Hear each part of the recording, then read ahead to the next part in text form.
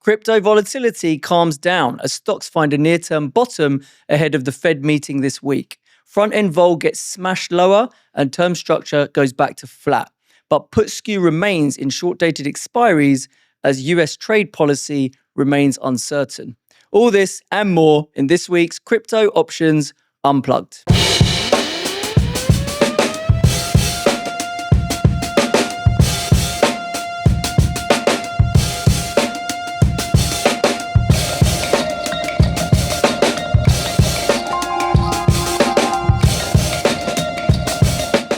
Welcome back to Crypto Options Unplugged, everyone. I'm Imran from Options Insight. I've got my man Dave from FRNT, and today's guest, we've got Stephane Ouellette, CEO and founder of FRNT, back on the show. Good to have you back, man. Thank you for having me. Always a pleasure to be here. Yeah, definitely. So last time we had you on the show was just before the US election, and we were speculating that, Trump was looking like he was going to get in and that was going to be a boon for crypto. No, it was the election that he just It was the won. day of. Yeah, it was the day of, yeah. Yeah, so I guess the question is, a few months later, how are we feeling about that? Yeah, feeling very good. I'm old enough to remember a time in digital assets where if you had anything to do with the industry, you'd have trouble getting bank accounts. You certainly couldn't get a bank account for your crypto company. It was almost like a secret that you were running a crypto business. Like you would try to talk around it, speaking about it with friends. It seemed like a crazy thing to do and all that kind of stuff.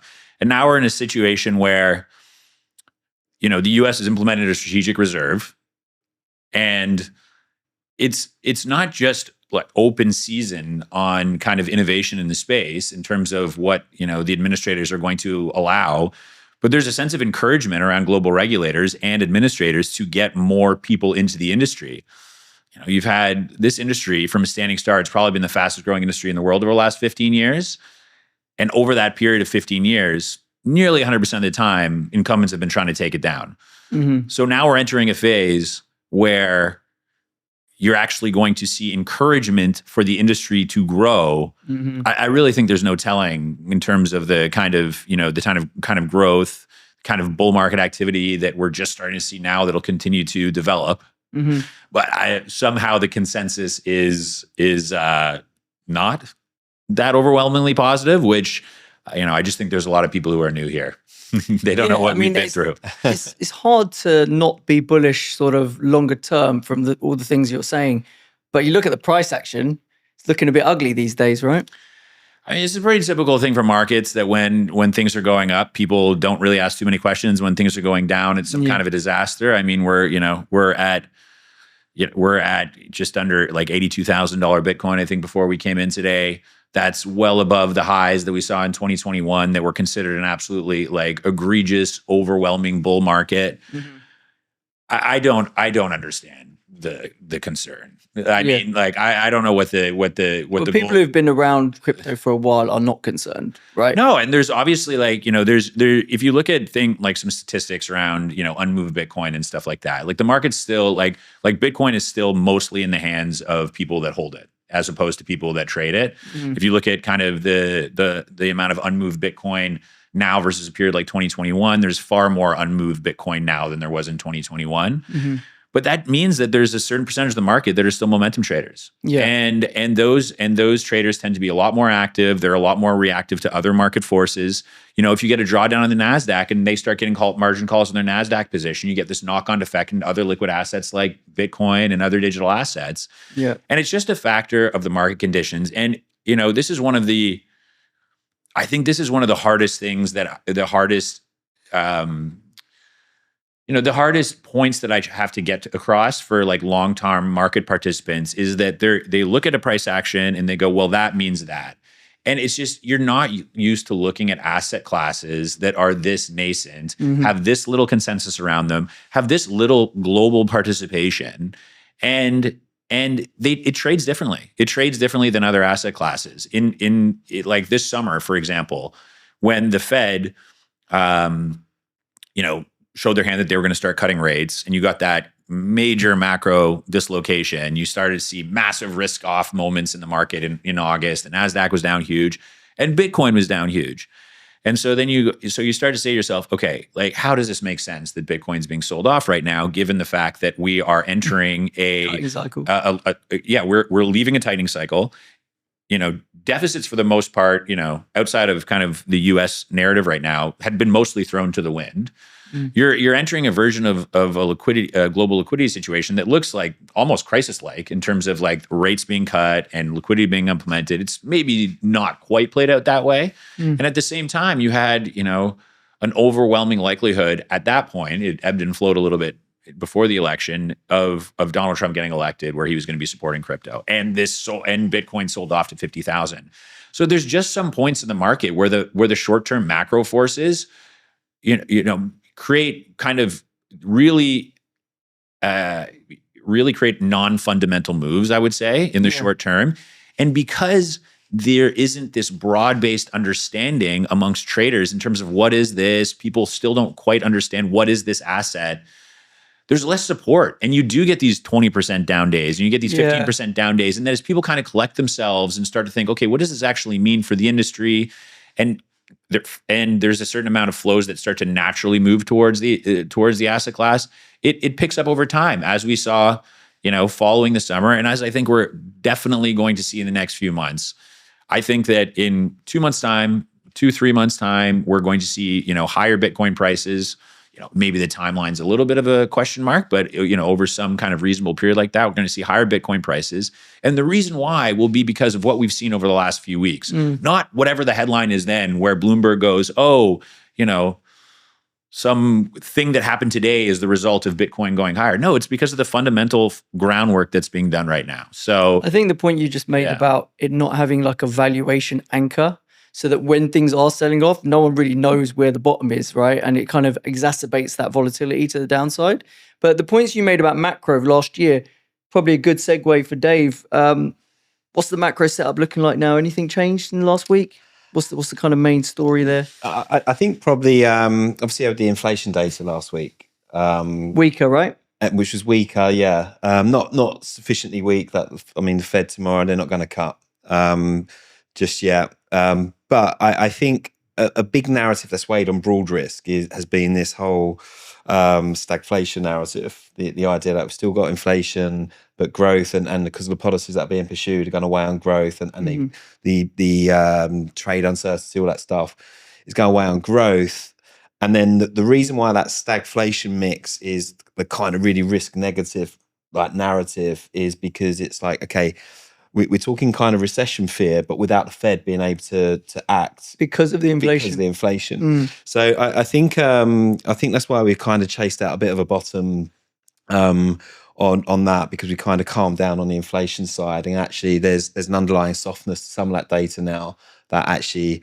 I think the Fed probably will cut, not tomorrow, but I reckon in May, and we start to price more in. I think market's priced now for like 3 cuts. It was priced at 2 for this year, right? For this year, but I still think that's got a long way to price in.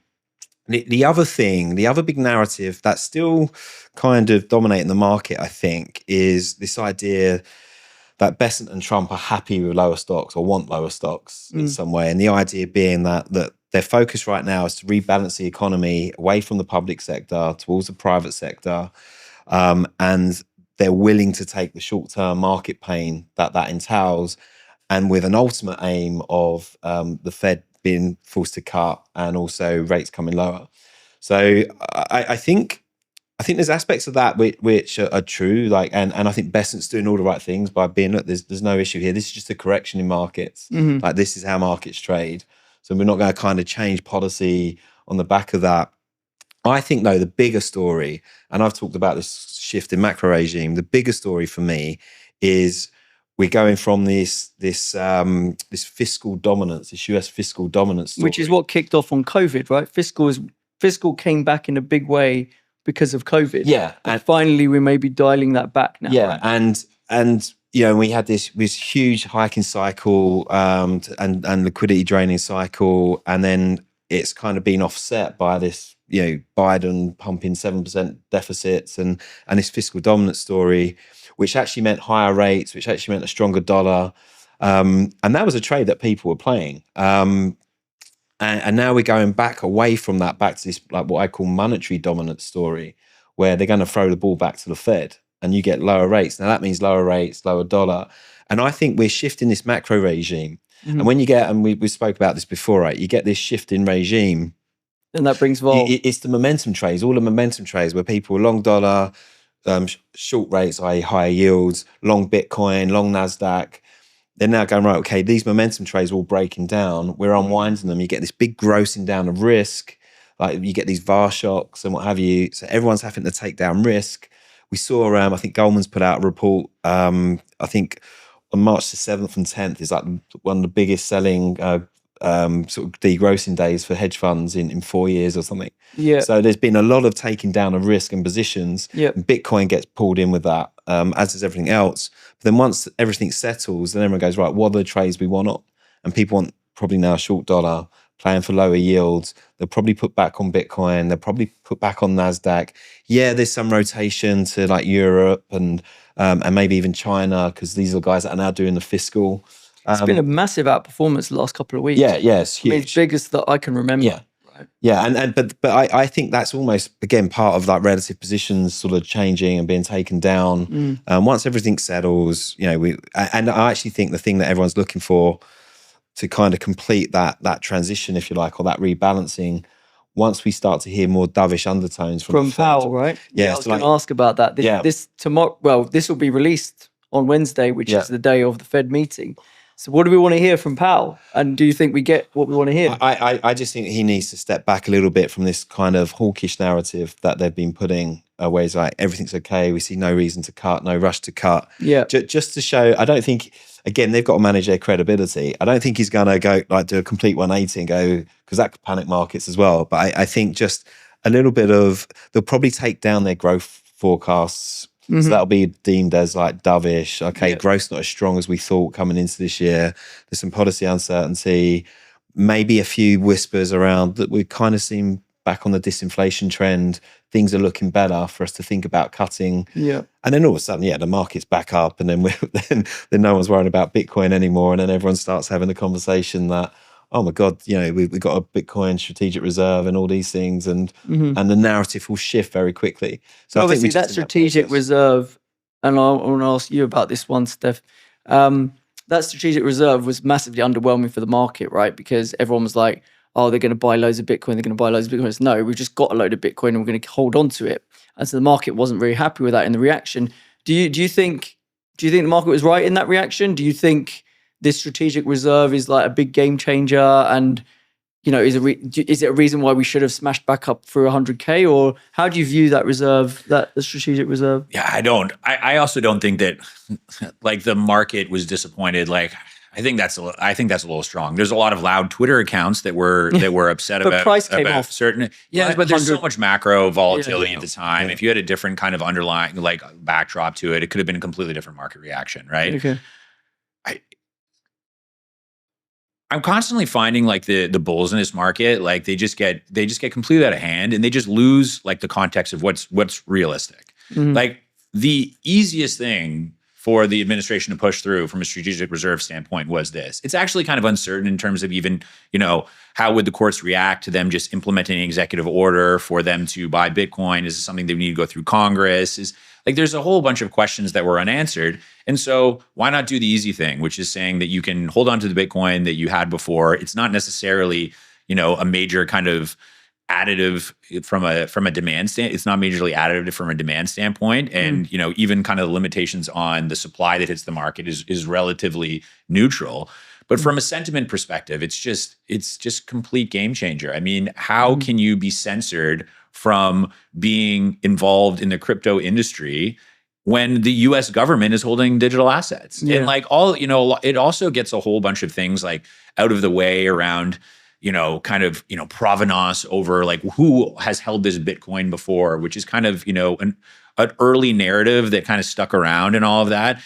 Who held the US dollar that you held before? Like, this is not really a concern. Like, it's not kind of, if you unwittingly, picked up a Bitcoin that had previously been held by someone who wasn't doing good things. I mean, is there really any liability that should fall to you? Like usually money laundering is dealt with in a different way than chasing around the barcode on your US dollar and then disallowing it when it tries to get put into a bank, right? So there's, there is a lot of the friction that just, almost every friction that you can think of that was enacted by the U.S. government's perspective on the asset class is in the process of going away. There's still it's still very complicated for kind of traditional investment banks and institutional investors to dive headfirst in the space because of internal frictions and the fact that they have a lot of regulators that are trying to figure this out, and they all want it to fit in a framework. It's not just one regulator. But like these are the building blocks for all of these things to get taken, for these frictions to just go away and integrate this asset class with the broader financial system. Well, the frictions going away, I was going to ask you about. So you're running a crypto bank essentially, right? Yeah. So the promise of lighter regulation within the industry to promote growth of the industry. Yeah. Is this something that you are already seeing an impact in your business already? Or is it a case of we're still waiting a few months or till the end of the year once you know what the land looks like and if some of those hurdles are being taken away for you to really go at it? Like what are you seeing? So we're absolutely seeing like a step change in the way that institutions are approaching the space. Unlike anything we've seen before, the reality is, and this kind of speaks to even kind of other tailwinds that might come, down the road, is that these institutional investors operate in a completely different way than retail investors do. Like when a retail investor decides to get into Bitcoin, they send some money to their Coinbase account and they start trading the next day. And then you've got a new retail investor in the industry. Yeah. When an institutional investor wants to get into the industry, it usually starts off with one person at the organization thinking it's a good idea, or a group of people. They have to get everyone who doesn't think it's a good idea on side. Then they have to go through a variety of different processes with themselves. They have to run it by the regulator. It's an ordeal.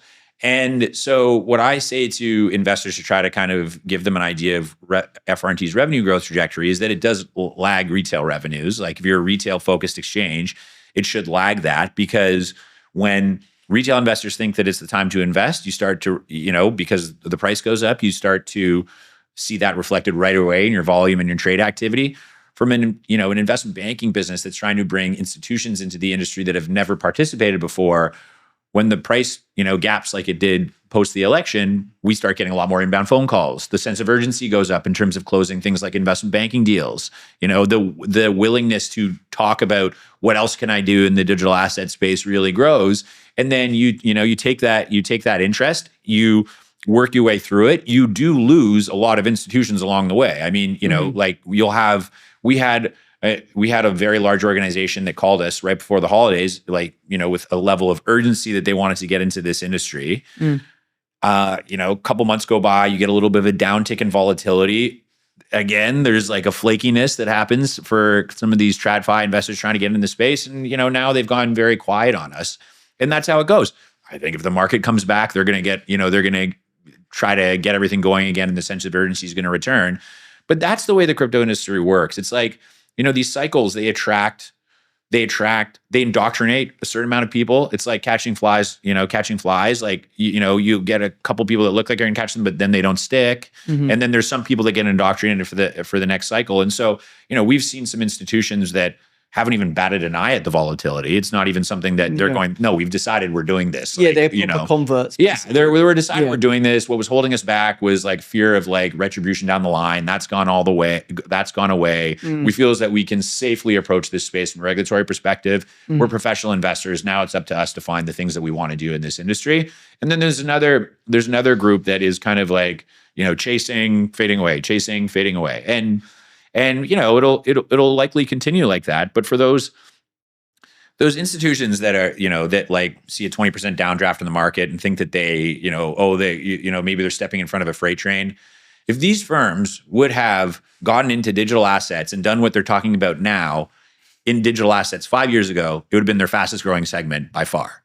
So there's this fallacy that like, because like, oh, I didn't get in the top of the market in 2017, like I missed something bad happening. No, you actually just missed a huge opportunity. Right. And you would have, you would be a market leader in a completely new segment right now if you had stuck with it this entire time. It reminds me of those people that think that because they missed the dot-com crash, they were right about the internet. You weren't right about the internet. Like, you picked the right stocks in if you bought at the top of the dot-com boom in the early 2000s Amazon, and you picked the right stocks, you'd be, it'd be the greatest trade you ever did if you held through the entire bear market cycle, right? And that's kind of what you get. You get these people that are saying, oh, I don't want to get in front of a freight train here. And it's just like, just take the price off your screen. Do you want to deal in this industry or not? Exactly. You have got to kind of disassociate yourself from watching the price every day, right? Yeah. And if you're building a business in the industry. The reality is that there's still a lot of cognitive dissonance around this space in traditional finance. And in these large incumbent institutions, there typically are a few decision makers that just don't like the industry, right? They built their careers in traditional finance. Because they didn't buy it when it was cheap and get rich off it. But it's got a lot of cognitive dissonance in it.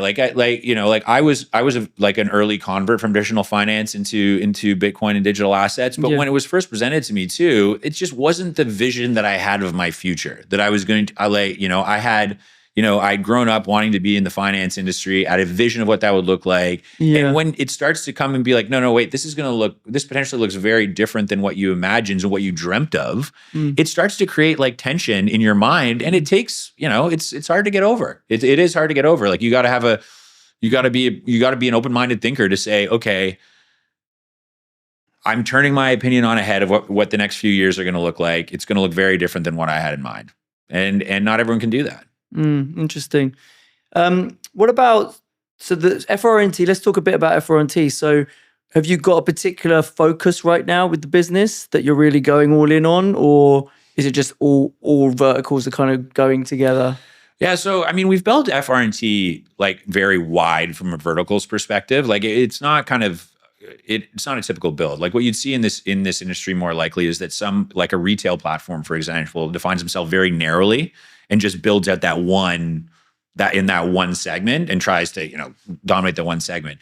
Because this we've been ahead of this institutional development, there's been different times when people have, when different business lines have been successful and times when they've really gone to zero. Like, in 2021, our structured products business was one of our fastest growing businesses, but there was an element of counterparty risk that was very kind of spooky when you started to see blow up. So 22, 23, the business went to zero, right? Right.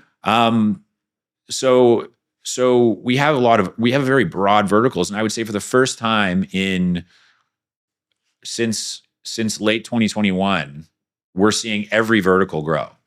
So we're seeing, I would say that the two most interesting segments that we're seeing right now is growth in our lending business. So that's Bitcoin-backed loans, which is typically done because just for whatever reason someone doesn't want to sell Bitcoin but needs liquidity. And they borrow stables, do they? They borrow US dollars or stables. Right. We've built our platform so you could do either.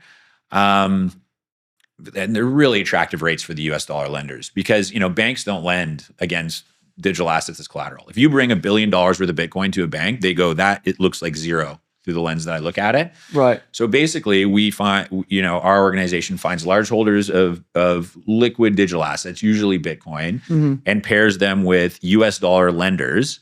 They over collateralize their loans. So typically they'll post 150% of the Bitcoin collateral. And then there's a liquidation level where if it's met, doesn't matter if it's 2 a.m. on a Saturday morning, the collateral is auto liquidated and gets returned to the US dollar lender.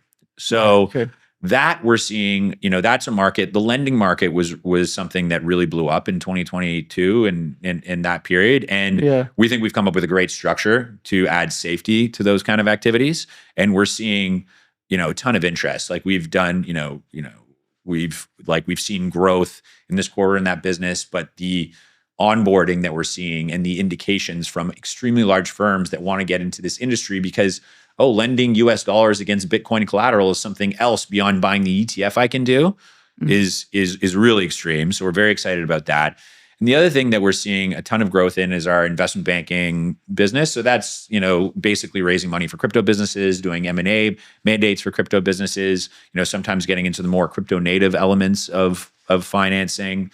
Sometimes we'll raise money for firms denominated in a digital asset like Bitcoin, which, the incumbent investment banks aren't kind of well positioned to do.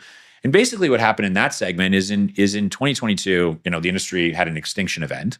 And there were some new companies that started to be built in 2023 and 2024. In 2021 style environment, these people would be raising at $50 million valuations off a deck or $100 million valuations off a deck. These companies were raising $2 million at a $10 million valuation in 2023. It went up a little bit in 2024. Now we've seen some clients that were raising, we've got mandates to raise, $10 to $30 million for them. And these might be takeout candidates by the end of the year. So we've pulled together, and we were talking to these companies when no one else would, because the narrative was the industry was dead. We've got a stable of what we think are really, really high quality companies we've been supporting and growing throughout the market cycle. And just by the nature of them now hitting that, bull market style trajectory, the business is increasing just by the nature of their raises are getting larger, and there's more companies coming to us and all that. So those are the two segments that we're seeing the most amount of growth in. And when I have investor meetings, they're the ones I underline. But we're seeing growth in our physical trading activities. We're seeing, plenty of more interest on the structured product side, on the derivative side.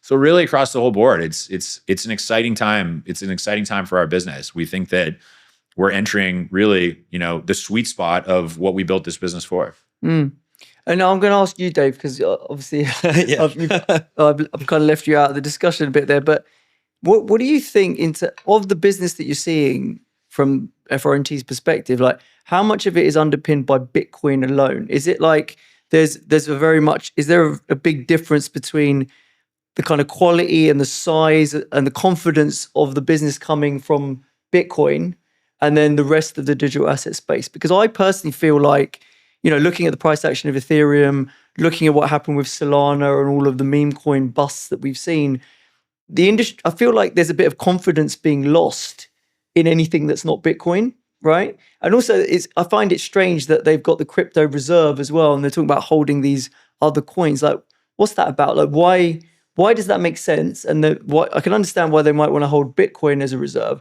Why does it make sense for them to hold other stuff? And how are you seeing that from being a company within the crypto space? Is it a big segregation between the two? Yeah, I mean, I'd say certainly, like, Bitcoin's at the core of it, and particularly as an institutional focused business, right? That's still the kind of core asset that people understand or are starting to understand. That they've got the most confidence in. That they've got the most confidence in. For even under Gensler, that was the one that's a commodity, right? And it was thought as very different to all the tokens and all the other sort of crypto. I mean, in answer to your other question, it doesn't make a whole lot of sense to me why they hold other stuff. Yeah. Other than going, do you know what, we've got it. Let's think about it for a bit before we just set it. Because what do we hold here? But I kind of think of that as a lot of the other, as we go kind of further out that risk curve, if you like, with crypto. Again, it's almost like it's more like a tech type play in my mind. So some of it's going to be some like be it ETH, Solana, whatever it might be. They're going to be huge networks where there's lots of activity. And there's going to be a lot going on though, and they will sort of start to establish themselves, and again be kind of integrated in more traditional kind of financial channels, and be it as collateral and what have you. There'll be financing needs around all of these networks that are being built. I just think there's a little bit more of which is the winner. Like again, which is Facebook, which is Friends Reunited. We kind of don't entirely know yet. But I think like from our business, it doesn't make a huge difference because we're building a lot of the services around all of that. Yeah. So you're around this whole ecosystem, right? And but like, for example, Steph was saying, borrowing dollars against Bitcoin, right? So that the haircut that you would require on that collateral is going to be a lot smaller than if someone was trying to borrow money against Solana or something like that. But then that for me that's the same as the traditional world, right? Very different if you're borrowing against some treasuries than if you're borrowing against a basket of equities that you've got. Different haircuts, different rates. Right. So it's all the same thing. It's just the risk curve, basically. Yeah, and then it depends on the investors or the lenders risk appetite against that. Like for us, it makes sense that we start with Bitcoin. I mean, I'd say one of the big things with the strategic reserve, I just think psychologically, it's now being deemed as an asset and collateral this is a collateral that the US are holding as a reserve asset. So it just kind of psychologically establishing people's minds that okay, I'm comfortable to lend against that. And when it's over collateralized, and then all of a sudden as well, asset-backed lending, huge business, right? Well, people are lending against, property portfolios and this really illiquid stuff. All of a sudden, they can lend against over-collateralized Bitcoin. That, as Steph says, we could liquidate at 2 a.m. on a Saturday morning.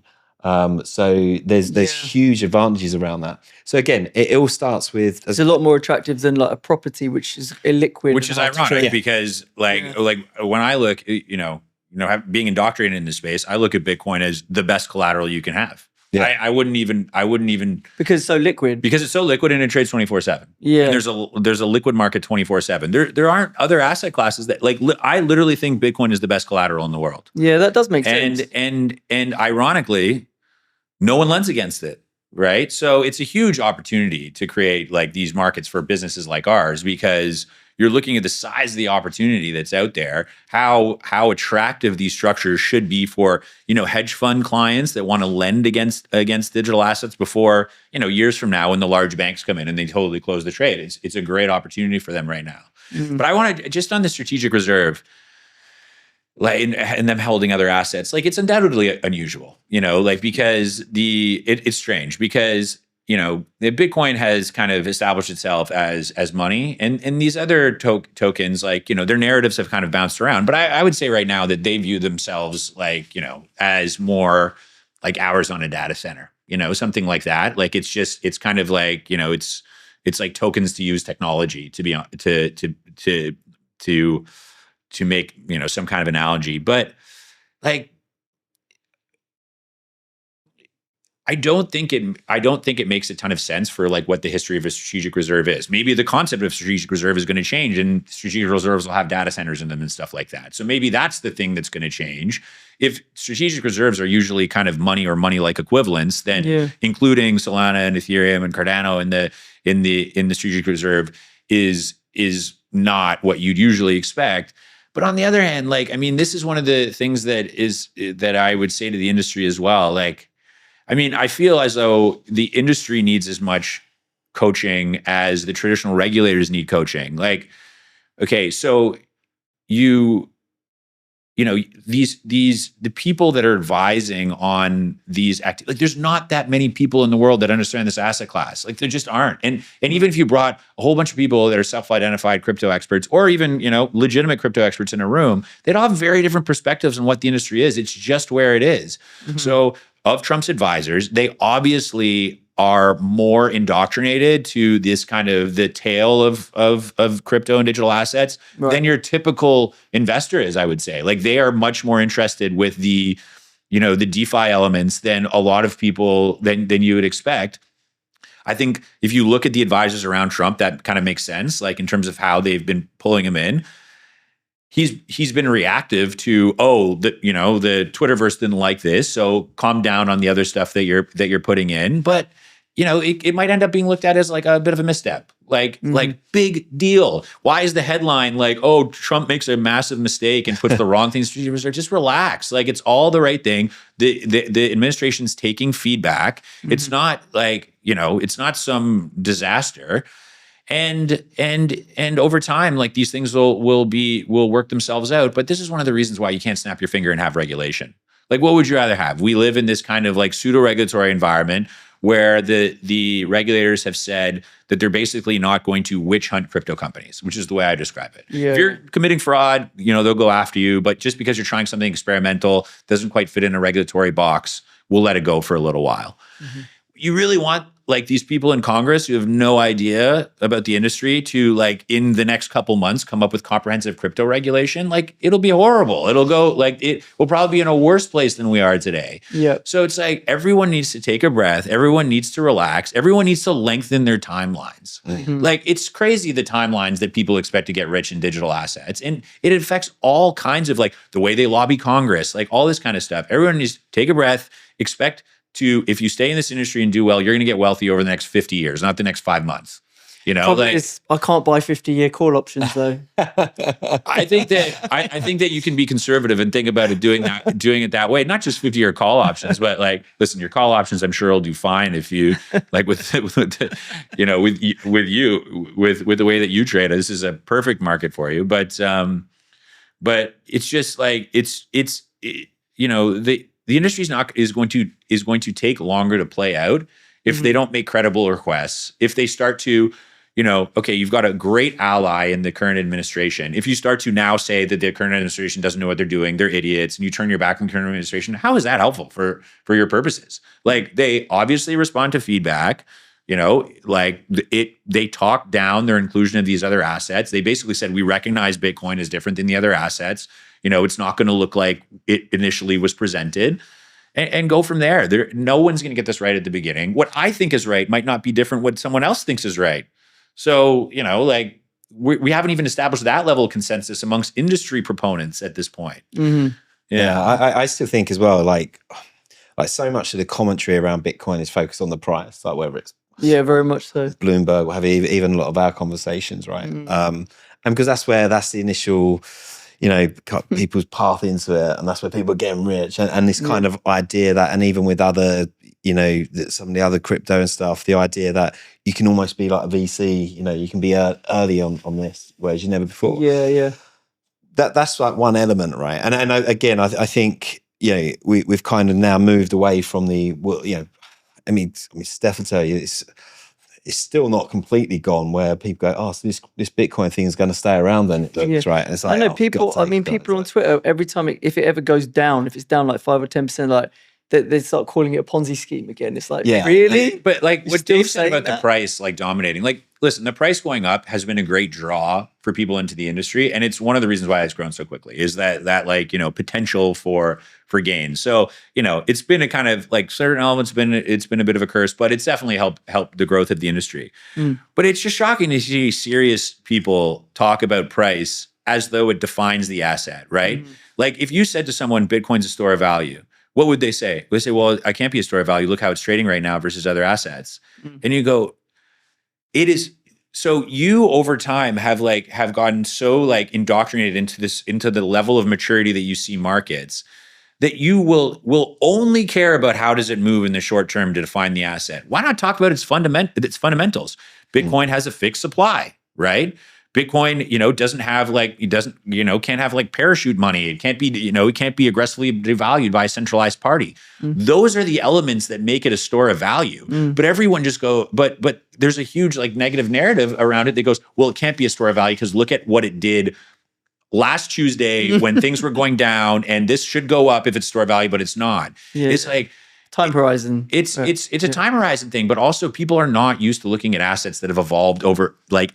When we have a traditional financial segment that is incredibly mature, that has like very fixed players, not a lot of new entrants, there's not a lot of Indonesian retail traders that are going to start trading U.S. equities tomorrow, right?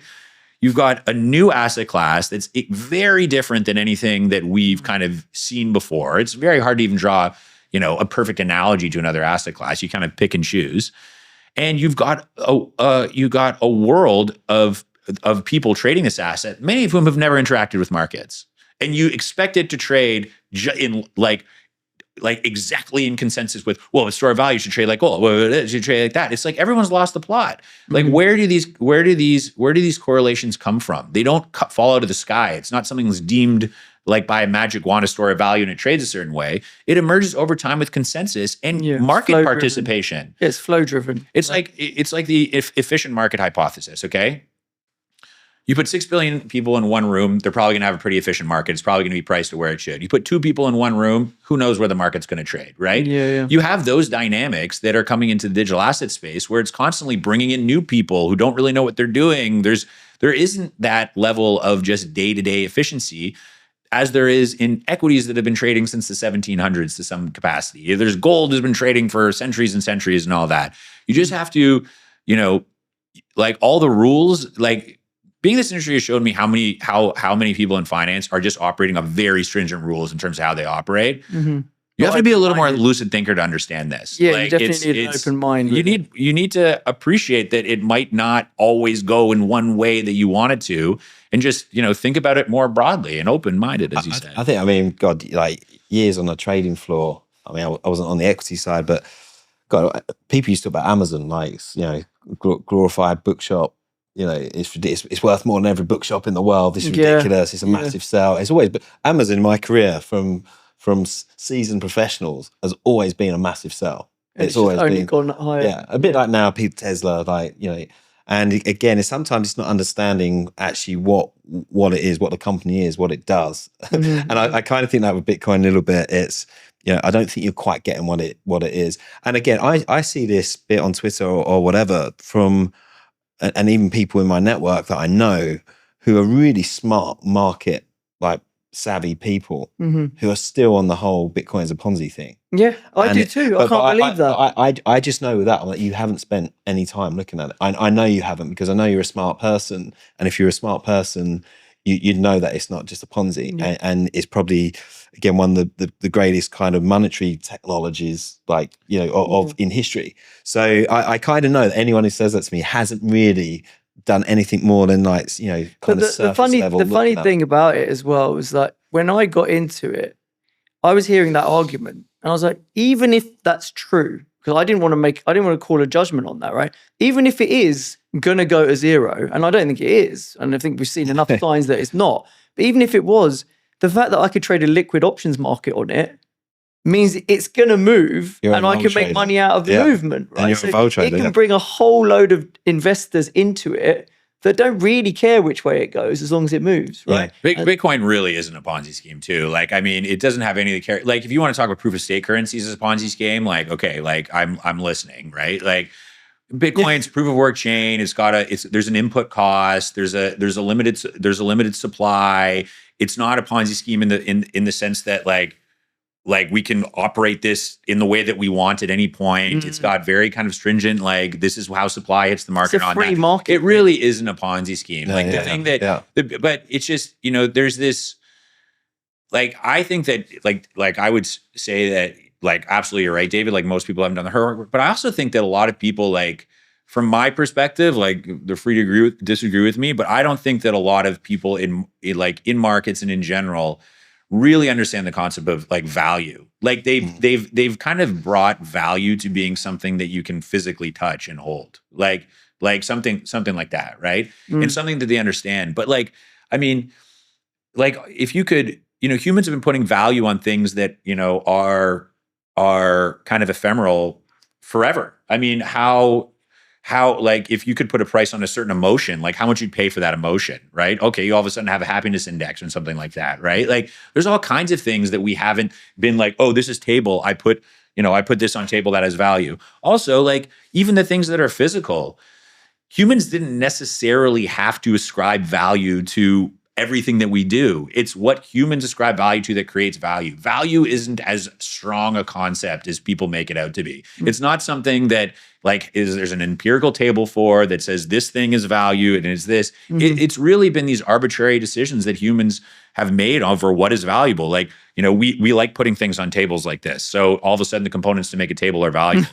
There's an alternate reality where tables don't exist, and nothing that makes a table is valuable, right? And we don't sit on chairs. It's just, and we all squat, basically, right? It's just like and like that concept of value is because of the constantly digitized world, it's getting even more upended in general, right? Like, whereas like the idea that someone would pay money to have their video game character in a certain skin, dressed a certain way, right? Like that's a huge business now. You show that to somebody, they go, I don't understand that at all. And Why you go someone like, would pay for that, basically. but then you go like, well, do me a favor, play the game for 20 hours and be the only loser that doesn't have a skin on your character and see if you then want to pay for it. And then tell me that things aren't valuable, right? Or then if you're, playing certain games where you could sell them to somebody else and like all of a sudden there's some news that makes your skin go up in value and you sell to somebody else. Like it's just like the concept of value. I think that this industry is challenging the concept of what is value that hasn't been challenged for a very long time. And it's only going to get crazier and crazier. I mean, it's not like we're going to look back in 50 years and be like, can you believe they were valuing Bitcoin? Like that thing that was nothing at the level that they were. It's going to be like, wow, that was really just the beginning of all this new stuff that we value in this digital world that we're increasingly becoming like a part of. It's really dinosaur talk, honestly. Like I got into this industry full time in 2018 and someone would say like, well, do you think Bitcoin's going to stick around and all that? And, and for the first like few years in the industry, you go like, well, these are my arguments that I believe. And you'd like kind of give them, diplomatically. You just kind of like not like be flippant with it. And now if someone says that to me, it's kind of like, I think we're just walk out of the room. I think we're done here. Like, this is just like you're just refusing to look at this another way. Cause there's some people that are like, I don't get it. Like I'm trying to get it. Like, how do you look at that? And then, for whatever reason, you're helping them down the path. They haven't maybe read as much. Then there's people that come in and be like, I don't understand.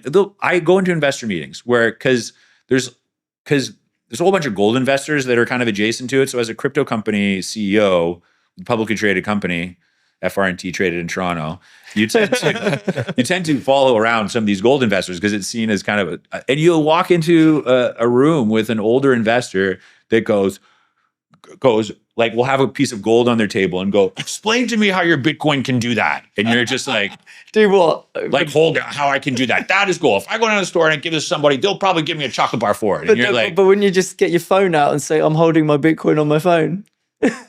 I think if you want to have a long day, you probably get into that. But there's even as well. I just because this like fascinating conversation. Like it's even now as well. Like because there's always been this thing around like energy and then obviously the environmental stuff. But when I mean, people are starting to understand now like Bitcoin is actually really useful for like helping stabilize like energy grids and stuff like that.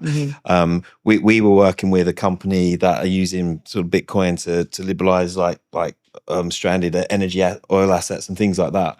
So there's some like increasing like real world use cases of Bitcoin. People are starting to kind of get their head around a little bit, particularly like in remote areas where they've got it's how do you distribute like energy and stuff.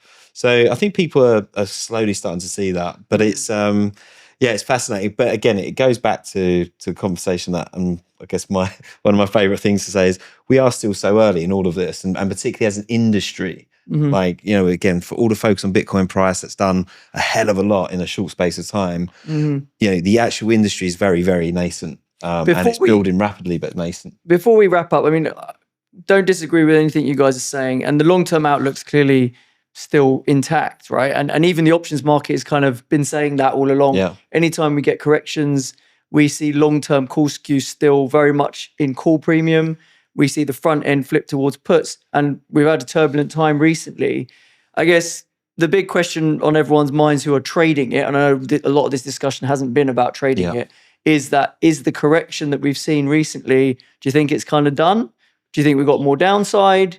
Obviously the rhetoric coming out of the administration around sort of trade stuff I think it's getting a bit softer. Like yesterday there was a headline saying that they want to put a process around these reciprocal tariffs rather than just Trump just tweeting stuff and creating chaos. And the risk asset markets were really much reacting to uncertainty around policy, right? The markets don't like uncertainty. So it looks like he's now saying, we're going to give you a bit more of a framework. Things aren't going to be so chaotic. That's quite encouraging, I would say, for risk assets. Yeah, I mean, look, like clearly Trump, Besson, they've gone, let's front load all of it. Kitchen sinking, all the bad stuff comes out first. I'm still of the view that I had from the word go that this is all a negotiation. You know, ultimately he wants to reduce deficits, trade deficits, fiscal deficits. So it's all part of that negotiation. He will know as well. Trump will know. Besant will know that really, you know, tariffs and all that stuff. To be more competitive, you're going to need a weaker dollar. I actually thought a piece of news from the last week or so that's probably gone under the radar, but I think it's quite significant, is this potential Trump and Xi summit in April, where they're going to meet up again. That's a little bit of a time to talk. Notice that dollar CNH has come off quite a lot since then. And I do think China probably weaponized maybe even equities, maybe Bitcoin a little bit to say, look, we can have a lot of sway in these markets. So I think we progress to compromise around a lot of these things. So I think there's a lot of stuff front loaded. So yes, I think that will markets will start to kind of calm a little bit. And then I still think Steph mentioned, you know, these momentum trades unwinding. I still think we've seen a massive grossing down of risk. And as we say, you know, when you see a big like grossing down of risk and VAR shocks, all correlations go to one basically. So you just sell everything, and then once we kind of have a better idea of what things, you know, look like, you start putting positions back on. So I kind of feel, just given the amount of selling, even looking at the outflows from ETFs, you know, looking at in equities, some of the big selling. Sailor step back in to buy as well. Perhaps. Yeah, like I kind of feel a lot of that process is run. And then again, like some kind of leading like indicators, bit like weaker dollar, lower yields, which is easing financial conditions. I know a lot of people are talking about the M2, you know, M2 going up and tends to lead by like, you know, a couple of months. So I think there's lots of points, and certainly for Bitcoin, that we've probably chased out a bottom. I think the same with equities too. I think also, certainly for Bitcoin, it's a very, very normal cycle. Yeah. Like there's nothing out of the ordinary that I'm looking at going, oh shit, this looks really bad. It's like we had a massive run up. We had not even 30% correction, I don't think. And so it all looks very normal. So it feels like we're kind of chasing out a bottom. You know, could there be another wave of selling? I think a lot of that mechanical deleveraging's done, and we now start to make the next leg higher. That's my view on it. All right, cool. Well, that's something to leave the viewers with. Steph, it's been a pleasure having you back on the show. Thank you, gents. I love the opinionated, you know, passionate kind of things that you say. It doesn't feel like that when I'm saying it, but I look it back later and I go, okay, that was, you put some weight into that. We got a bit philosophical in there as well. It was good. Always. All right, guys, that is it for this week's episode. Hope you enjoyed it. Remember to like and subscribe to the channel, and we'll catch you back here next week.